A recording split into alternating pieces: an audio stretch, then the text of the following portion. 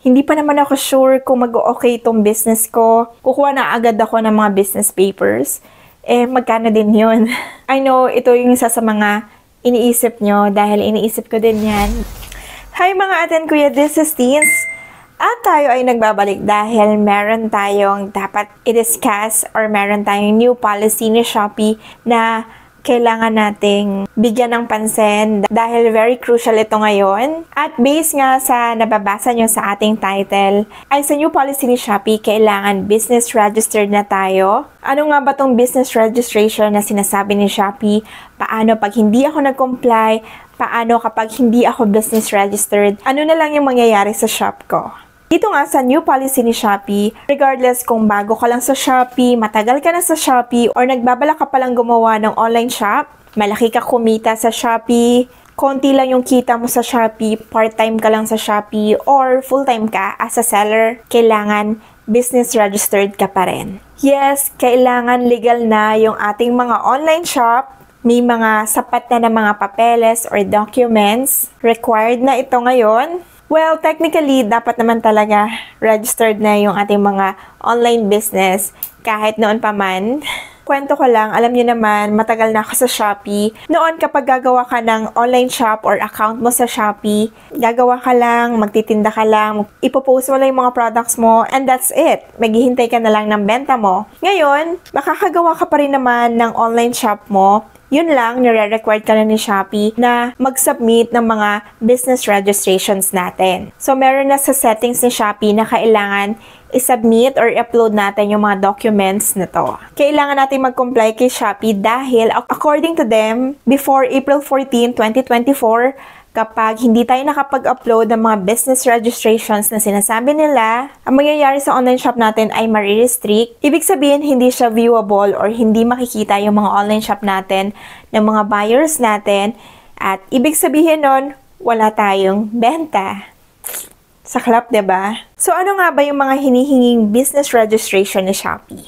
Unang-una, kailangan meron na tayong Certificate of Registration, which is ito yung nakukuha natin sa BIR natin. So, ito yung mga tax documents natin, ito yung tax papers natin, or yung business tax natin. Kapag meron tayong Certificate of Registration or registered na yung business natin sa BIR, kailangan nagbabayad tayo quarterly or annually. So, it depends sa inyo kung paano kayo magbabayad ng inyong mga tax. So, guys, iba pa yun sa mga binabawas ni Shopee sa atin. Iba pa rin yung ibabayad nyo kay BIR. Dati ako, niregister ko na yung business ko sa BIR at nagbayad ako ng 500 pesos para sa registration. Sa ngayon, winave siya or free na lang siya. I don't know kung kailan siya ibabalik. Pero kung balak nyo nang magpa-register ng business nyo sa BIR, go na kasi sayang din yung 500 pesos na registration. Itong Certificate of Registration, mahalaga siya kasi yun yung isasubmit natin or i-upload natin sa Shopee app natin. So, kwento ko lang yung pagkuha ko ng Certificate of Registration sa aming city. Parang mga buong araw ko atang ginawa to kasi nga, yun, nagbayad pa ako ng 500 pesos which is sa bangko, hindi mismo dun sa BIR. Tapos alam niyo naman, kapag ganyan, mahaba talaga yung pila. Kung personal, medyo maglalaan talaga kayo ng oras. And kwento ko lang din, as my experience, before, bago ako makakuha ng Certificate of Registration, so, syempre nga, pumunta ako sa BIR. Sabi ko, ipaparegister ko yung online business ko. Pero ang sabi nila, kailangan bumalik muna ako sa mayor's office or sa city hall ko, kung saan man ako. Let's say, kunwari, nasa Parañaque City Hall ako or Makati City Hall. At ang sabi sa akin ng BIR staff doon ay magpa-register muna ako or kumuha muna ako ng mayor's permit or business permit, which is parang mga ganito siya, bago ako makakuha ng Certificate of Registration. So, yun yung experience ko, guys. So, hindi ko alam kung iba dyan sa city nyo or ganito lang sa city namin. So, ayun nga, kailangan kumuha muna ako ng mayor's permit bago ako makakuha ng Certificate of Registration. I think ito na ata yung pinakamahirap kunin kasi marami silang requirements. Plus, sobrang mahal niya. Sa unang pagkuha ko ng mayor's permit, nakaabot ata ako ng 5,000 or 6,000. After 3 days or 4 days ko pa siya makukuha yung mismong papers. Plus, ito pa, kapag business or mayor's permit kayo, annually, kailangan nire-renew siya. Ibig sabihin, kailangan babalik kayo sa City Hall nyo para i-renew and then magbabayad ulit. And personally, based on my experience, every year tumataas siya. Last time, nagbayad ata ako ng 10,000. Tapos nagbayad din ako ng mga 15,000. Yearly tumataas siya and sobrang sakit niya sa bulsa. And yung amount na yon na binabayaran nyo sa mayor or sa business permit nyo, nag-iiba pa siya based sa kinita nyo sa online shop nyo. Itong mayor's permit or business permit, I think ito yung sa pinakamahirap and pinakamahal na nakuha kong papers for my business. Again guys, kung pupunta kayo sa BIR nyo, sa place nyo, itanong nyo muna kung kailangan pa ng mayor's permit or business permit para makakuha kayo ng certificate of registration. And the next one is yung DTI, which is, I think, ito yung pinakamadaling kunin kasi kinuha ko lang siya or ginawa ko lang siya through online. Nagbabago-bago din yung presyo ng DTI based kung gaano kalawak yung scope ng business nyo. Let's say, kunwari, online shop nga tayo. So, syempre, buong Pilipinas, national.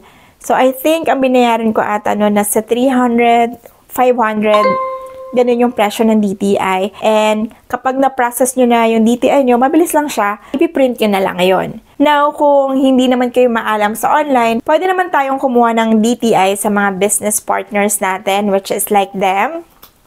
So again, ate, paano kapag hindi ako nakapag-comply sa April 14, 2024? Marirestrict at hindi makikita, hindi ma-view yung ating mga shop according kay Shopee. So might as well guys, kung kaya na natin kumuha nitong mga business registrations, kunin na natin kasi, well, ito naman talaga yung tama. Medyo mabigat sa bulsa pero kailangan talaga. Naiintindihan ko yung mga bagong online shop pa lang, especially dun sa mga part-time pa lang. Like yung mga students, parang siguro isipin nyo, hindi pa naman ako sure kung mag-okay itong business ko kasi try pa lang naman to. Kukuha na agad ako ng mga business papers. Eh, magkano din yun? I know, ito yung isa sa mga iniisip nyo dahil iniisip ko din yan. Ganun din ako. Pero yes, kapag gagamit ka ng mga Shopee or Lazada, like this, kailangan na talaga na may business registration ka. Pero ang maganda guys, for the meantime, kung ayaw nyo muna or hindi pa kayo sigurado na magbo-boom yung business natin or mag-okay ba or part-time lang naman talaga ako, pwede naman tayo magbenta sa personal platforms natin like sa Instagram, sa Facebook Marketplace. Diyan, hindi naman tayo nare-required na kailangan may business papers ka bago ka makabenta.